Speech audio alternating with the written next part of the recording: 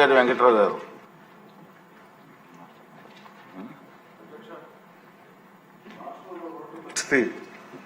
కృష్ణబాబు గారు చెప్పినట్టు ఇంతకుముందు చెప్పినట్టు మనం పెద్ద మాడుకోవాల్సిన అవసరం ఉందని నేను భావించట్లా.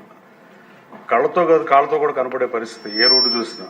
ముఖ్యంగా గన్నవరం నియోజకవర్గంలో అయితే హైవే బారు సర్వాంగ సుందరంగా ఉండే నియోజకవర్గంలో పక్కన ఏ గ్రామంలోకి వెళ్ళినా అన్ని గుంటలతో ఉన్న పరిస్థితి. ఇష్టానుసారంగా అక్రమమైన చేయటం వల్ల కేసరపల్లి ముస్తాబాద్ రోడ్డు కానీ గొల్లనపల్లి నుంచి వచ్చే రోడ్లు కానీ ఇట్లా ఏ రోడ్డు చూసినా గత వైసీపీ ప్రభుత్వం రోడ్లు వేయకపోగా ఈ అక్రమమైన చేయడంలో ఉన్న రోడ్లు పాడైపోయి మళ్ళీ దాని మీద ఏమి చేయని పరిస్థితి. ఈ దుస్థితికి కారణం మధ్యతరగతి చిన్న మధ్యతరగతి కాంట్రాక్టర్లు రోడ్లు వేసిన తర్వాత వాళ్ళకి సగం డబ్బులు కూడా చెల్లించకపోవడం వల్ల బ్యాలెన్స్ రోడ్ వర్క్ కూడా పూర్తి చేయని పరిస్థితులు ఉన్నాయి. అలాగే ఎన్కేపాడులో సిమెంట్ రోడ్ సగం వేశారు అధ్యక్ష, సగం వేయాలి. ఒక పక్క 80 ఫీట్ రోడ్ అయితే 40 ఫీట్ 2 ఫీట్ హైట్లో సిమెంట్ రోడ్ ఉంటుంది, ఇంకో పక్క అలా కిందకు ఉంటుంది. అలాంటి పరిస్థితులు నా నియోజకవర్గంలో ఉన్నాయి అధ్యక్ష.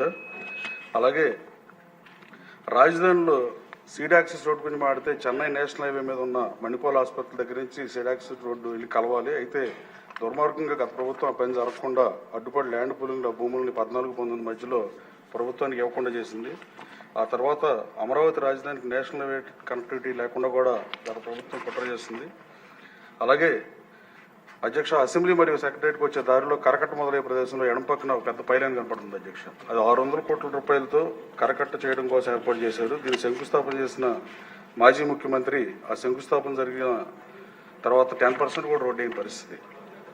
అలాగే అట్టహాసంగా ఆ రోజు జగన్మోహన్ రెడ్డి గారు ఇదే అసెంబ్లీలో వీడియో ప్రజెంటేషన్ పెట్టి ఎగతాళిగా కరకట్ట రోడ్డు గురించి ముఖ్యమంత్రి గారి గురించి ఆ రోజున ముఖ్యమంత్రి గారి గురించి విమర్శించి తప్పుగా మాట్లాడిన పరిస్థితి. అమరావతి రాజధానిలో రోడ్లు లేకుండా చంద్రబాబు గారు నిర్మించిన రోడ్లు కూడా గ్రావెల్ కంకర తవ్వినవి కూడా మనం టీవీలో చూసాం. అలాగే రాష్ట్రంలో రోడ్లు మరీ ముఖ్యంగా గన్నవరం నియోజకవర్గం రోడ్లు అద్భుతంగా నిర్మాణం చేయాలని ఈ సందర్భంగా తమ ద్వారా సంబంధిత మంత్రి గారు బీసీ జనార్దన్ రెడ్డి గారిని ముఖ్యమంత్రి గారిని కోరుతున్నాం. అలాగే గత ప్రభుత్వం అసలు ఎవరిది పట్టించుకునే పరిస్థితి ఉండదు అధ్యక్ష. వాజ్పేయి గారు రోడ్లు వేస్తే ఈవెన్ మన్మోహన్ సింగ్ గారు, టాటా గారు, ఏ పార్టీ అయినా వేరే పార్టీ నుంచి ప్రధానమంత్రి అయినా కూడా వాటిని కంటిన్యూ చేసి ఆయన పోగిన పరిస్థితి. గత ప్రభుత్వం ఏ నమూనాను తీసుకోదు. ఈవెన్ అమెరికాలో నేను 19 సంవత్సరాలు అధ్యక్ష, ఇన్ఫ్రాస్ట్రక్చర్లో రోడ్లలో America is the best in the world అన్న చెప్పొచ్చు. ఆ రోజున అమెరికా అధ్యక్షులు పనిచేసిన వాళ్ళు కూడా ఏ అధ్యక్షులు పనిచేసినా 3-4 అధ్యక్షులు వరల్డ్ బ్యాంక్ లోన్స్ తెచ్చి రోడ్లు వేసిన పరిస్థితి.